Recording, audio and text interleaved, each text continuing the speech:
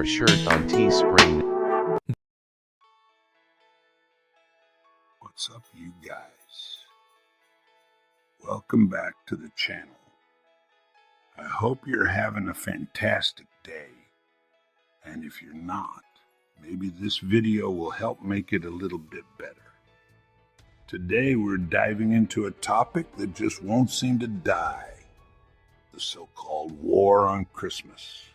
Strap in, because this is going to be a wild ride through conspiracy theories, political shenanigans, and a whole lot of holiday drama.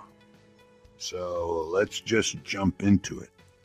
The modern idea of a war on Christmas didn't just pop up out of nowhere. It's actually got some pretty wild roots that go way back. We're talking all the way to the 1950s, when a group called the John Birch Society started spreading this conspiracy theory. They claimed there was this big communist plot to, and I quote, take the Christ out of Christmas. Yeah, you heard that right. These guys were so paranoid, they thought the UN was trying to replace Christmas decorations with their own symbols. Like, imagine thinking a Christmas tree was a secret code for world domination. Now, here's where it gets really interesting. Way before anyone was freaking out about Starbucks cups or happy holidays, there were actually Christians who straight up hated Christmas. I'm talking about the Puritans, those fun-loving folks who founded a big chunk of colonial America. These guys thought Christmas was too pagan and too Catholic, so they weren't having any of it. In fact, get this, in 1659, the Massachusetts Bay Colony actually made it illegal to celebrate Christmas. Illegal. Can you imagine getting arrested for putting up some twinkle lights? Okay, so fast forward a couple hundred years. We've got a new player in the game. Henry Ford. Yeah, the car guy.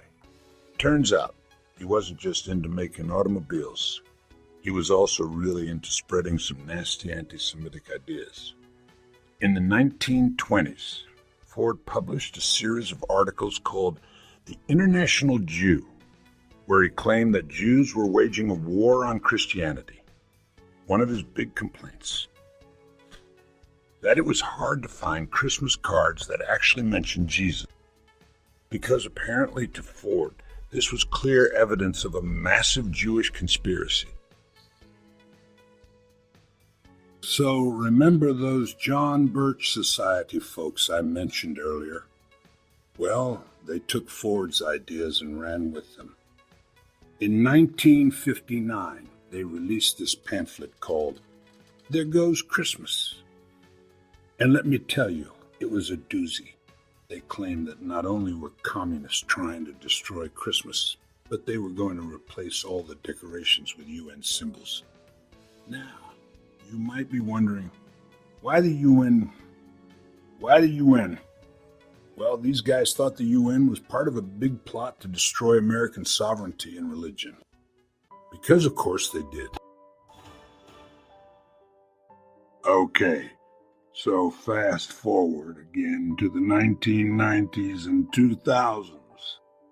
This is when the war on Christmas really hit the mainstream, thanks in large part to one man, Bill O'Reilly. The irony? O'Reilly's own website was selling holiday ornaments. But hey, why let facts get in the way of a good culture war, right? O'Reilly turned this into an annual tradition as reliable as Santa Claus himself. It's like, he thought he was the Christmas police or something. And then, because apparently this whole thing wasn't ridiculous enough already, entered Donald Trump. During his 2016 campaign, Trump decided to make the war on Christmas a key issue. Because we didn't have enough real problems to deal with. He promised that if he was elected, we'd all be saying Merry Christmas again, as if people had stopped. The kicker? In 2018, Melania Trump was recorded saying she was working her ass off on the Christmas stuff, but that they, whoever they are, don't care about the Christmas. stuff and decorations. But she gives F asterisk asterisk key about it. Now, let's look at some cold, hard facts. All this fear-mongering about a war on Christmas, it's pretty much nonsense. A 2017 Pew Research study found that 9 out of 10 Americans celebrate Christmas. 9 out of 10. That's hardly a war, folks.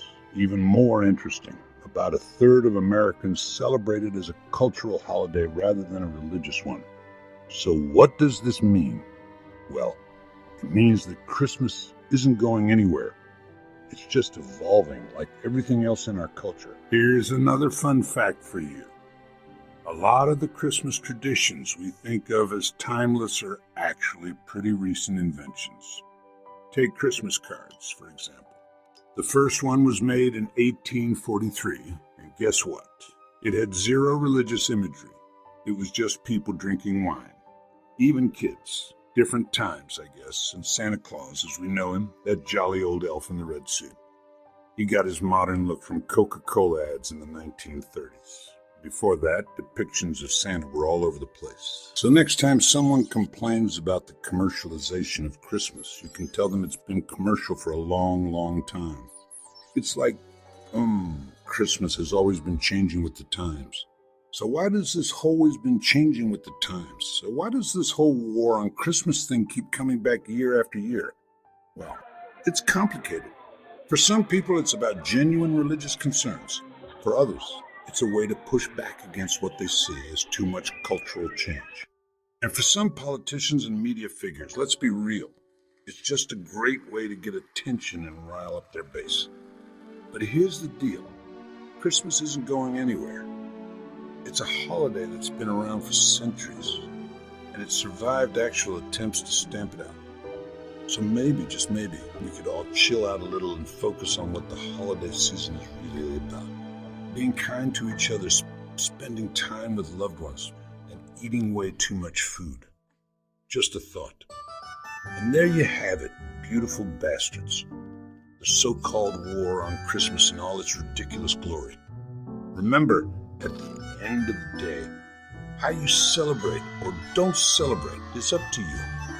The important thing is to be kind to each other, respect different traditions, and maybe not freak out so much about what words people use to greet each other in December.